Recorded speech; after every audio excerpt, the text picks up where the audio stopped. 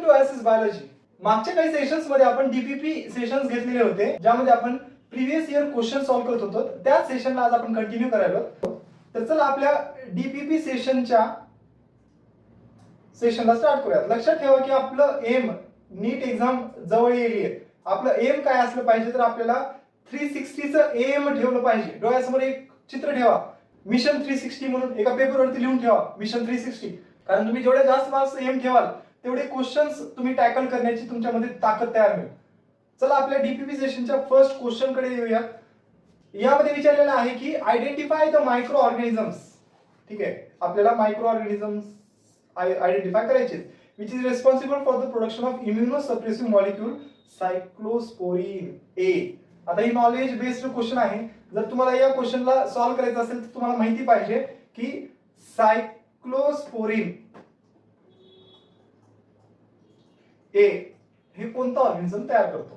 तर हे knowledge based question असल्यामुळे आपल्याला माहिती आहे ट्रायकोडर्मा पॉलिस्पोरम. ट्रायकोडर्मा पॉलिस्पोरम हा ऑर्गॅनिझम या सायक्लोस्पोरिनला सिंथेसाइज करतो. आणि हा काय असेल तर एक एरोबिक फंगस आहे. ठीक आहे, हा एक एरोबिक फंगस आहे. माहिती पाहिजे की एरोबिक फंगस आहे ट्रायकोडर्मा पॉलिस्पोरम, जे की सायक्लोस्पोरिन ए तयार करतो. आता सायक्लोस्पोरिन ए काय आहे? सायक्लोस्पोरिन ए, ठीक आहे, हे एक इम्युनो सप्रेसिव्ह ड्रग म्हणून किंवा मेडिकेशन म्हणून वापरला जातो. आता इम्युनो सप्रेसिव्ह म्हणजे काय? ज्या लोकांमध्ये इम्युनिटी सिस्टम वीक करायची असते. कुणामध्ये करतात इम्युनिटी सिस्टम वीक? ज्यांच्यामध्ये काहीतरी ऑपरेशन चालू असतात, जसं की फॉर एक्झाम्पल ऑर्गन ट्रान्सप्लांट चालू आहे. त्या ऑर्गन ट्रान्सप्लांटेशनला निगेटिव्हली इम्पॅक्ट किंवा त्या ऑर्गनच्या विरोधामध्ये आपली इम्युनिटी सिस्टम काम करू नये म्हणून त्या ऑर्गन ट्रान्सप्लांटेशनच्या टाइम पिरियड मध्ये इम्युनिटी सिस्टमला वीक करून ठेवलं जातं by providing this types of drugs. त्यामुळे तशा ठिकाणी जिथं इम्युनो सप्रेशन गरजेचं आहे, जिथे इम्युनिटी सिस्टमला वीक करणं गरजेचं आहे, त्यावेळेस अशा पद्धतीचे ड्रग्स वापरले जातात. मग आपल्या या क्वेश्चनचं आन्सर काय असेल तर ट्रायकोडर्मा पॉलिस्पोरम. ठीक आहे, हे नॉलेज बेस्ड क्वेश्चन आहे, त्यामुळे तुम्हाला माहिती करून घ्यावीच लागेल. ठीक आहे, चला आपल्या नेक्स्ट क्वेश्चन कडे जाऊया. आता नेक्स्ट क्वेश्चन बघितल्यानंतर हा क्वेश्चन आपल्याला डायग्राम बेस्ड क्वेश्चन दिसतोय. बरोबर आहे, यामध्ये एक डायग्राम दिलेली आहे. काय विचारलं बघूया. In the given figure which component has thin outer wall thin असली पाहिजे and highly thickened inner wall. ठीक आहे, इनर वॉल थिक असली पाहिजे, अशी कोणती लेअर आहे बघूया. चला या डायग्रामला प्रॉपर व्हिज्युअलाइज करून बघूयात. अगोदर इथे सगळ्यात अगोदर आपल्याला सगळ्यात बाहेरची एक सेल्सची लेअर दिसायली आहे बघा, ए, ज्याला आपण ए ने लेबल केलंय. सगळ्यात बाहेरची जी लेबल लेअर आहे त्या लेअरला आपण काय म्हणायचं? सगळ्यात बाहेरची आहे म्हणल्यानंतर आपल्याला माहिती आहे इपिडर्मल. ठीक आहे, इपिडर्मल सेल्स आहेत. काय आहे ते? इपिडर्मल सेल्स आहेत. बी रिजन आहे बघा, याच लेअर मध्ये दुसरी एक रिजन दिसायली, दुसरी सेल्सची एक लेअर दिसायली, बी लेअर. त्याला आपण सबसिडरी सेल्स म्हणतो. ठीक आहे, हे इपिडर्मल सेल्स झाले आणि दुसरी जी लेअर झाली ती सबसिडरी सेल्सची झाली. आता थर्ड सेल्स दिसायला ते बघा, जे सगळ्यात इम्पॉर्टंट असायला पाहिजे आपल्यासाठी, कारण आपल्याला ऍक्च्युअली तेच सेल्स स्टडी करायचे.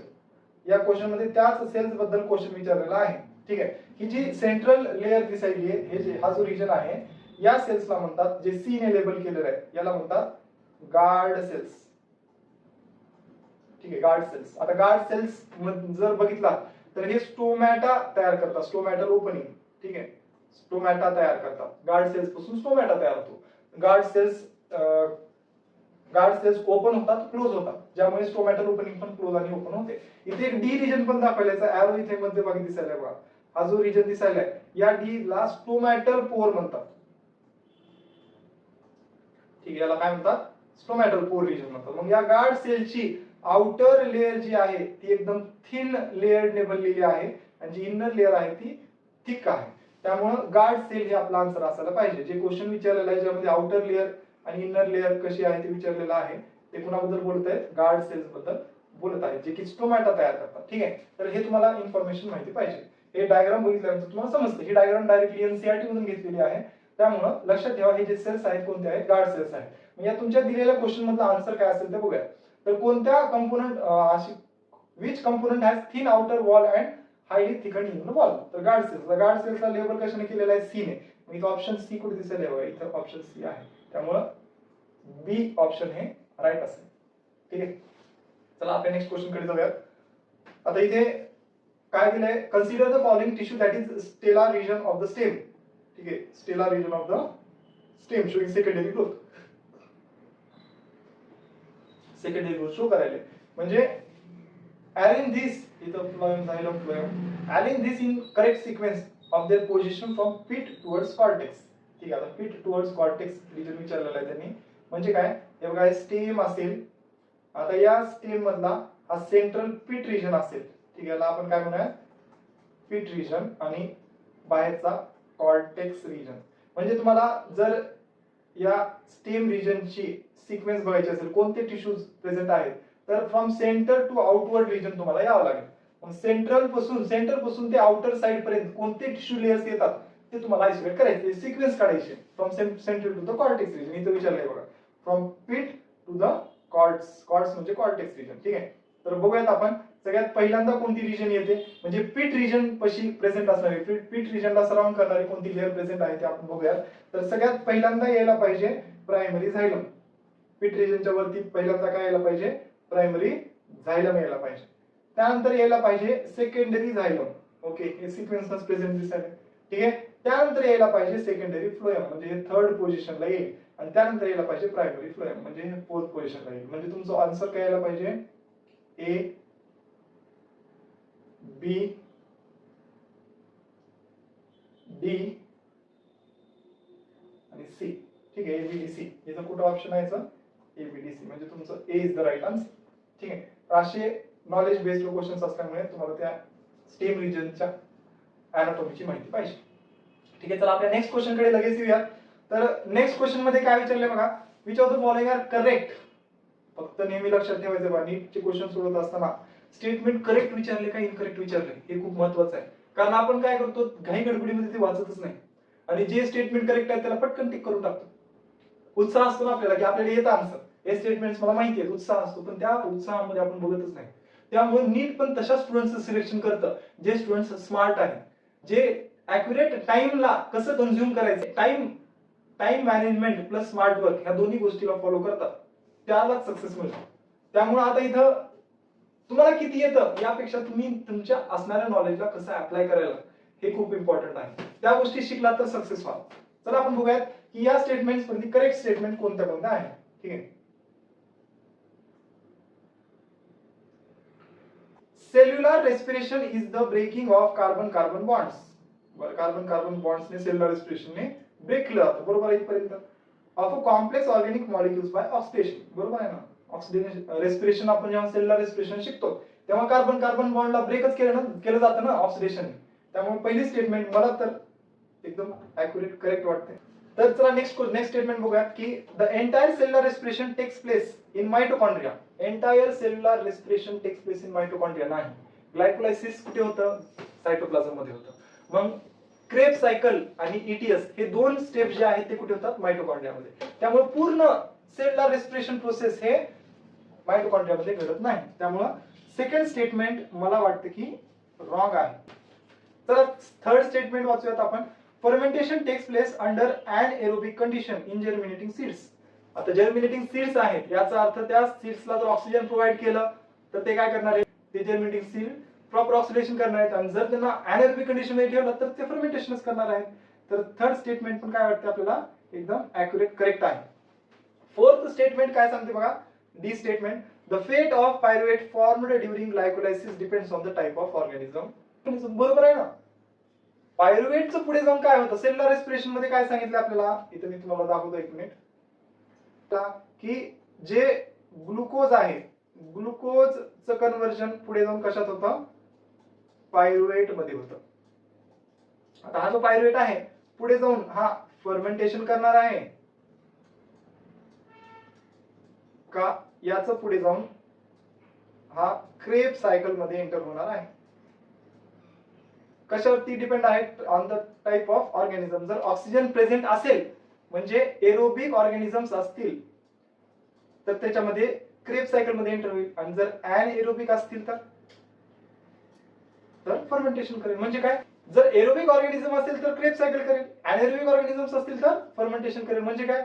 यामध्ये आपल्याला हे समजतं की टाइप ऑफ ऑर्गॅनिझम नुसार त्याचं पायरुवेटचं फेट काय आहे आपल्याला समजेल. ठीक आहे, तर हे पण स्टेटमेंट एकदम ऍक्युरेट बरोबर आहे. नेक्स्ट स्टेटमेंट काय सांगितलं? वॉटर इज, नेक्स्ट स्टेटमेंट बघूयात. Water is formed during respiration as a result of oxygen accepting electron and getting reduced. जे ऑक्सिजन आहे ते इलेक्ट्रॉन ऍक्सेप्ट करायला, शेवटीचा फायनल इलेक्ट्रॉन ऍक्सेप्टर आहे, आणि तो काय तयार करायला? वॉटर मॉलिक्यूल तयार करायला. एकदम ऍक्युरेट बरोबर आहे. म्हणजे इथे सगळे स्टेटमेंट बरोबर आहेत एक्सेप्ट द सेकंड स्टेटमेंट. मग इथं ACDE असं ऑप्शन कुठे दिसेल? तर पहिलंच ऑप्शन आहे. सगळेच ऑप्शन्स आपले काय येतात काय, म्हणजे आपली फर्स्ट ऑप्शन इज राईट. ठीक आहे, तर हा झाला तुमचा चौथा क्वेश्चन.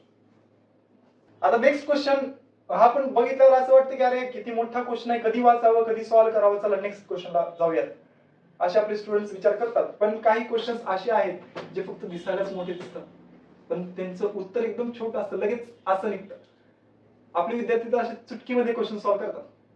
ते कसं सॉल्व्ह होतील? सॉल्व्ह करण्यासाठी त्या क्वेश्चनला अगोदर बघावं तर लागेल ना. यामध्ये विचारलेलं आहे की दोन कॉलम्स दिलेले आहेत, कॉलम 1 आणि कॉलम 2, दोघांमध्ये मॅचिंग करायची. जरा बघूयात. पहिल्यांदाच त्यांनी हर्बॅरियम म्हणलेला आहे. आता हे हर्बॅरियम म्हणल्यानंतर मला तर पहिला चॅप्टर आठवतो, the living world. The living world या चॅप्टर मधला हा पॉइंट आहे. हर्बॅरियम म्हणजे काय? एक पेपर घेतला जातो, त्या पेपरवरती प्लांटचे पार्ट्स ठेवले जातात, त्याला प्रेस केलं जातं आणि त्याला प्रिझर्व करून ठेवलं जातं. असं ऑप्शन या कॉलम, सेकंड कॉलम मध्ये कुठे भेटतं का बघा. Place having collection of preserved plants and animals म्हणले, फक्त प्लांट्स. हर्बॅरियम मध्ये फक्त प्लांट्स प्रिझर्व केले जातात. पहिलं ऑप्शन तर येणार नाही. As list of environmental material found in the located place dried. हा इथं दिले बघा, थर्ड ऑप्शन दिलेला आहे. It is a place where dried and pressed plant specimens. इथं प्लांट स्पेसिमन दिलेला आहे. Plant specimens mounted on sheets and are kept. म्हणजे काय? H option 3A. इथं आपण लिहून ठेवूयात. A बरोबर 1 2 3. ठीक आहे, पहिल्याचं 3 ऑप्शन आहे. सेकंड बघूयात की. की म्हणजे काय बघूयात आता. की म्हणजे booklet containing a list of characters and their alternatives which are helpful in the identification of various taxa. हे बघा, दोन कन्सेप्ट असतात. एक असतो कॅटलॉग. आता मी तुम्हाला एक उदाहरणासोबत सांगतो. तुम्ही एका गाडी घेण्यासाठी एका शोरूम मध्ये गेला तर तुम्हाला काय केलं जातं? अगोदर त्या शोरूमचा कॅटलॉग दिला जातो. कॅटलॉग म्हणजे काय? तर त्या कॅटलॉग मध्ये त्या शोरूम मध्ये असणाऱ्या सगळ्या गाड्यांची लिस्ट असते. ज्या सगळ्या गाड्यांच्या लिस्टला तुम्ही बघून तुम्ही एखादी गाडी सिलेक्ट कराल तर त्या गाडीचं स्पेसिफिक ब्राउचर तुम्हाला दिलं जातं. मग त्या स्पेसिफिक ब्राउचर मध्ये त्या एकाच गाडीची इन्फॉर्मेशन दिलेली असते. त्याच पद्धतीच्या कन्सेप्ट इथे आहेत. की आणि कॅटलॉग मध्ये काय फरक आहे? कॅटलॉग म्हणजे काय? इथे पण तुम्हाला कॅटलॉग दिसेल बघा. पहिल्यांदा की दिलेला आहे आणि त्यानंतर कॅटलॉग दिलेला आहे. आता की म्हणजे बी ऑप्शन जे आहे त्याचं उत्तर 4 येतं. ठीक आहे, याच्यामध्ये एक बुकलेट आहे. की म्हणजे काय? Information booklet. एखाद्या ऑर्गॅनिझम बद्दल संपूर्ण इन्फॉर्मेशन त्या बुकलेट मध्ये प्रेझेंट असते, त्याला की म्हणायचं. जसं तुम्ही एका कारच्या शोरूम मध्ये गेला तर तुम्ही एकच गाडी मागितली, मला ती गाडी पाहिजे, तर त्याच गाडीचं ब्राउचर तुम्हाला दिलं जातं. त्या ब्राउचर मध्ये त्या गाडीची संपूर्ण इन्फॉर्मेशन असते, त्यालाच की म्हणतात. आणि कॅटलॉग म्हणजे काय? तर एखाद्या बॉटॅनिकल गार्डन मध्ये किती प्रकारचे प्लांट स्पेसिस प्रेझेंट आहेत त्याचे कॅटलॉग असते. त्या कॅटलॉग मध्ये सगळ्या प्लांट स्पेसिसची इन्फॉर्मेशन तुम्हाला मिळते. किती प्लांट स्पेसिस आहेत त्या सगळ्यांची लिस्ट तुम्हाला मिळते, त्याला कॅटलॉग म्हणायचं. मग इथे कॅटलॉग जे आहे त्याला पण तुम्ही सिलेक्ट करा. It is a list that enumerates methodology all the species found in a area. त्या स्पेसिफिक एरियामध्ये डिस्क्राइबिंग एडिंग आयडेंटिफिकेशन. ठीक आहे, तर जे डी ऑप्शन आहे त्या डी ऑप्शनला तुम्ही 2 सिलेक्ट करू शकता. आता राहिला C option. C option museum. म्युझियमला सांगायची तर गरज नाही, भरपूर आपल्या विद्यार्थ्यांनी तर म्युझियम काही ठिकाणी बघून पण आले असतील. त्यामुळे म्युझियमचा आन्सर काय असेल? फर्स्ट ऑप्शन बघा इथे. It is a place having a collection of preserved plants and animals. Preserved plants आणि ॲनिमल्सला तिथे प्रिझर्व करून ठेवलेलं असतं, त्यालाच आपण म्युझियम म्हणतो. त्यामुळं सी ऑप्शन मध्ये फर्स्ट आन्सर असेल. ठीक आहे, तर तुमचा आन्सर हे यायला पाहिजे 3 4 1 2. इथे कुठे आहे बघा, 3 4 1 2 म्हणजे option C is the right answer. सोपं आहे ना? काही नाही, कन्सेप्ट माहिती आहे. नॉलेज बेस्ड क्वेश्चन्स मध्ये कन्सेप्ट माहिती असेल, तुम्हाला नॉलेज असेल त्या कन्सेप्टचं, तर तुम्ही लगेच इझिली क्वेश्चन सोडू शकता. नीट म्हणजे एवढी अवघड नाहीये रे, तुम्ही डोक्यातून त्या गोष्टी काढून टाका. नीट मध्ये तुम्ही जर अभ्यास केला असेल तर तुमच्यासाठी नीट काहीच अवघड नाही. आता पुढचे क्वेश्चन थोडेसे जेनेटिक्सचे आहेत. आपण जेनेटिक्स म्हणल्यावर आपण जरा रिफ्रेश होतो. तर आपण बघूया. A man with blood group A, ज्याचे ब्लड ग्रुप ए आहे, marries a women with a blood group B. If their childs have a blood group O, then what could be there genotypes. चला आपण बघूयात की solve करून बघूयात. Person आहे, त्यामध्ये मॅनचं ब्लड ग्रुप ए आहे आणि जे वुमन आहे ब्लड ग्रुप बी आहे. आता यांच्यामध्ये मॅरेज झालेला आहे, तर यांचा जो चाइल्ड आहे तो ओ वाला आहे. आता ओ साठी जे जीन लागतं ते आय ओ आहे. मग आय ओ जीन कधी येईल? जेव्हा हे पॅरेंट्स कडे, या पॅरेंट कडे एक जीन आय ओ वाली असली पाहिजे आणि या पॅरेंट कडे एक जीन आय ओ वाली असली पाहिजे, तेव्हाच जे चाइल्ड आहे तो आय ओ वाला येईल. आता ह्याचं ब्लड ग्रुप ए आहे म्हणजे दुसरी जी जीन असेल ती आय ए वाली असेल, आणि ह्याचं ब्लड, ह्या वुमनचं ब्लड ग्रुप बी असेल म्हणजे दुसरी जीन आय बी वाली असली पाहिजे. म्हणजे हे दोन्ही कसे आहेत? I A I O, I B I O, म्हणजे हेटेरोझायगस. चला ऑप्शन्स बघूयात की बोथ आर होमोझायगस. होमोझायगस असतील तर ओ ब्लड ग्रुप वाला चाइल्ड तयार होऊ शकत नाही, त्यामुळे पहिलं ऑप्शन हे रॉंग येतं. Man is homozygous and woman is heterozygous, असू शकत नाही. मॅन पण हेटेरोझायगस असला पाहिजे, मॅन कडे पण एकाकडे आय ओ असला पाहिजे, वुमन कडे पण आय ओ असला पाहिजे, त्यामुळं इथं कोणताही एक होमोझायगस असणं शक्य नाही. बोथ आर हेटेरोझायगस हे ऑप्शन मला राईट वाटायला. ठीक आहे. फोर्थ ऑप्शन काय? Man is heterozygous, woman is homozygous, wrong. त्यामुळं option C is the right answer. ठीक आहे, सोपा एकदम. जेनेटिक्स म्हणल्यावर इझिली सुटतो. तर नेक्स्ट क्वेश्चन बघूया. इफ दोन पर्सन्स आहेत of blood group AB blood group वाले आहेत, मॅरी, त्यांच्यामध्ये मॅरेज झालं, have sufficiently large number of children, these children could be classified as A blood group, AB blood group आणि B blood group. बर, in the ratio 1:2:1 ratio. Modern techniques of protein electrophoresis reveal presence of both A and B type protein. Modern techniques of protein electrophoresis reveals presence of both A and B type proteins in AB blood group individuals. This is an example of. म्हणजे त्यांनी काय म्हणलेलं आहे की AB म्हणजे एक main, AB वाला एक मेन आहे, एबी वाली एक वुमन आहे, यांच्यामध्ये मॅरेज झालं, तर यांच्यापासून जे ऑफस्प्रिंग तयार झाले ते ए ब्लड ग्रुप वाले काही होते, एबी ब्लड ग्रुप वाले काही होते आणि बी ब्लड ग्रुप वाले काही होते. तर त्यांचा क्वेश्चन असा आहे की modern techniques of protein reveals presence of both A and B type protein in, म्हणजे एबी ब्लड ग्रुप वाले जे आहेत त्यांच्यामध्ये ब्लड सेल्स इलेक्ट्रोफोरेसिस करून बघितलं तर ए आणि बी दोघांचे पण प्रोटीन्स त्याच्यामध्ये आढळले. हे कशाचं उदाहरण आहे? According to inheritance. त्याच्यामध्ये कशाचं एक्झाम्पल आहे तर विचारलंय, तर दोन्ही एक्सप्रेस होत असतील. मदरचं ब्लड ग्रुप म्हणजे ए ब्लड ग्रुप पण एक्सप्रेस व्हायला आणि बी ब्लड ग्रुप पण एक्सप्रेस व्हायला, हे एक्झाम्पल आहे कोडॉमिनन्स. को म्हणजे सोबत, को वर्कर म्हणतो ना आपण, सोबतचा वर्कर, तसंच कोडॉमिनन्स. दोन्ही जीन्स डॉमिनन्स शो करायला. इथे आणखी उदाहरणं दिलेले आहेत. सेकंड ऑप्शन आहे इनकम्प्लीट डॉमिनन्स, म्हणजे जर ए आणि बी असेल तर फक्त ए जर एक्सप्रेस झाला असतं तर त्याला आपण इनकम्प्लीट म्हणलो असतो, इथे दोन्ही एक्सप्रेस व्हायला. पार्शियल डॉमिनन्स म्हणजे थोडासाच जीन एक्सप्रेस व्हायला. कंप्लीट डॉमिनन्स म्हणजे एकच जीन पूर्णपणे एक्सप्रेस व्हायला. आपण इथं कोडॉमिनन्स म्हणल्यानंतर ए आणि बी दोघांचं पण तिथे एक्सप्रेशन शो होत आहे. ठीक आहे, option A is the right answer. चला नेक्स्ट क्वेश्चन कडे जाऊयात. आता या क्वेश्चन मध्ये काय विचारलंय? Which of the following is not consistent with the base pairing in double standard DNA molecule. ठीक आहे, डबल स्टँडर्ड डीएनए मॉलिक्यूल आहे, कोणती स्टेटमेंट कन्सिस्टंट नाहीये असं विचारलंय. Number of C equals to number of G. आता डीएनए आहे म्हणल्यानंतर डबल स्टँडर्ड स्ट्रक्चर असणार आहे बघा, असं डबल स्टँडर्ड स्ट्रक्चर असणार. आता या डबल स्टँडर्ड स्ट्रक्चर मध्ये जर आपण बघितलो, purine always base pairs with the pyrimidine, बरोबर आहे, आपण हे शिकलो. मग जर जी सी सोबत बेस पेअर करत असेल तर बरोबरच आहे ना, number of C equals to number of G, बरोबर आहे. Number of A equals to T, बरोबर आहे. हे प्युरिन आहे आणि हे पायरिमिडिन आहे.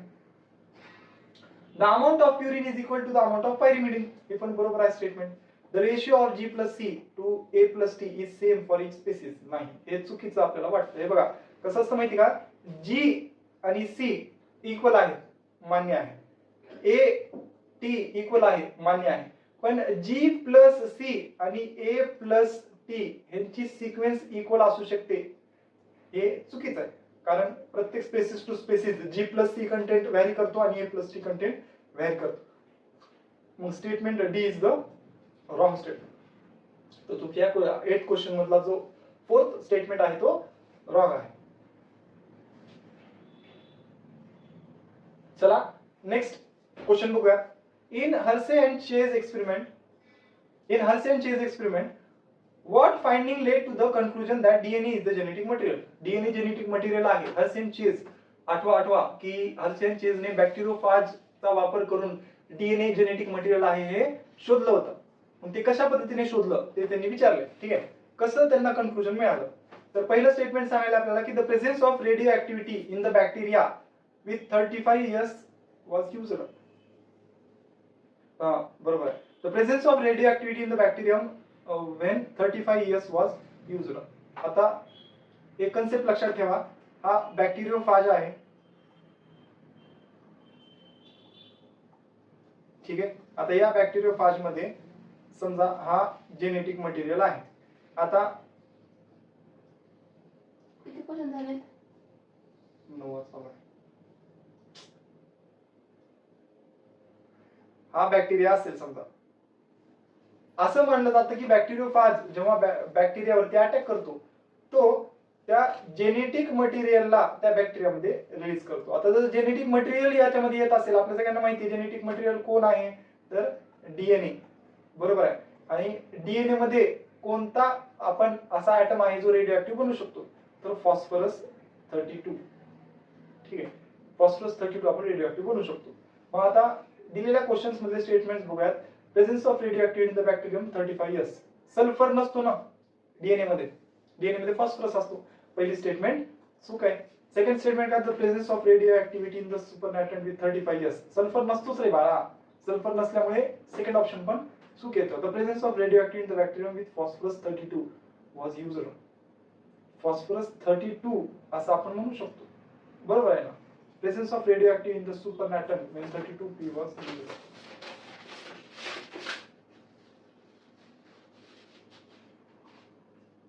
सुपरनॅटंट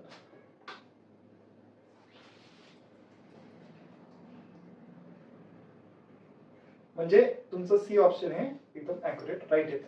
ठीक आहे, तर हे तुमचं आन्सर असेल, हे तुमचं आन्सर असेल. चला जाऊयात आपल्या नेक्स्ट स्लाइड कडे. लास्ट क्वेश्चन असेल आपल्या या सेशनचा, ज्यामध्ये एक डायग्राम बेस्ड क्वेश्चन आहे. Which of the following is correct option. इथे काही क्रोमोझोम्स दिलेले आहेत. प्रत्येक क्रोमोझोमच्या सेंट्रोमियरची पोझिशन थोडीशी वेगळी दिसायली. ठीक आहे, आता पहिलं दिलेलं आहे ए ला ऍक्रोसेंट्रिक म्हणलेलं आहे. बघा बरं, ए वाला जो क्रोमोझोम आहे, ए वाल्या क्रोमोझोम मधला सेंट्रोमियर जो आहे तो एकदम ऍक्युरेट सेंटर मध्ये आहे. याच्यामधून हे डिस्टन्स जर तुम्ही काउंट कॅल्क्युलेट केलात आणि हे डिस्टन्स कॅल्क्युलेट केलात तर ती इक्वल डिस्टन्स तुम्हाला दिसेल. मग हे काय असलं पाहिजे, मेटासेंट्रिक असलं पाहिजे. पहिलं ऑप्शनच मेटासेंट्रिक असलं पाहिजे. मग इथं ए ला मेटासेंट्रिक दिलं, ऍक्रोसेंट्रिक दिले. ऍक्रोसेंट्रिक म्हणजे सेंट्रोमियर अशा एंडच्या साईडला असला पाहिजे, तिथं ऍक्रोसेंट्रिक येतं. मग ते ऍक्रोसेंट्रिक चूक येतं. बी ऑप्शन, बी ला मेटासेंट्रिक दिले. मेटासेंट्रिक येत नाही कारण खालचा जो आर्म आहे तो लार्जर इन साईज दिसेल as compare to the upper arm. त्यामुळं याला आपण मेटासेंट्रिक म्हणू शकत नाही. म्हणजे पहिलं ऑप्शन पण चूक आहे, दुसरं ऑप्शन पण चूक आहे. सी ला सब मेटासेंट्रिक म्हणलेलं आहे. बघा सेंटरच्या थोडंसं वरी आहे सेंटर, बरं आहे, पण हे खूपच छोटं झालं, ह्याला ऍक्रोसेंट्रिक म्हणतात. म्हणजे हे पण ऑप्शन सी चं ऑप्शन जे आहे ते चूक आहे. डी ला टिलोसेंट्रिक म्हणलेलं आहे, बरोबर आहे. सेंट्रोमियर एंड पोझिशनला प्रेझेंट असेल तर त्याला टिलोसेंट्रिक म्हणतात. म्हणजे डी ऑप्शन एकदम ऍक्युरेट बरोबर आहे. तुमचा आन्सर किती यायला पाहिजे, डी यायला पाहिजे. डी म्हणजे बघा डीचं ऑप्शन आहे. ठीक आहे, तर हे तुमचं ऑप्शन असलं पाहिजे. ठीक आहे, तर आपला जो डीपीपी सेशन आहे यातले क्वेश्चन्स तुम्हाला कसे वाटले, कोणते क्वेश्चन सुटत नाहीयेत का, कोणत्या कन्सेप्टची कन्सेप्ट क्लिअर झाली नाही, कोणत्या क्वेश्चनची कन्सेप्ट क्लिअर झाली नाहीये का, हे तुम्ही क्वेश्चन्स तुम्ही या कमेंट सेशन मध्ये विचारू शकता. तुम्हाला सेशन आवडला असेल तर सेशनला लाईक करायला शिका, आपल्या फ्रेंड्स पर्यंत शेअर करा, कारण 3 तारखेला आपली नीट एक्झामिनेशन आहे. याच क्वेश्चन मधले किंवा याच कन्सेप्ट मधले एखादी क्वेश्चन पडू शकतात एक्झामिनेशन मध्ये, ज्याची हेल्प आपल्या फ्रेंड्सला पण होऊ शकते. तर सेशनला आपल्या फ्रेंड्स पर्यंत पोहोचण्याचा प्रयत्न करा. हे सेशन येणाऱ्या नीट एक्झाम पर्यंत चालू राहील. तर सेशनला लाईक करा, शेअर करा, सबस्क्राईब करा. थँक्यू.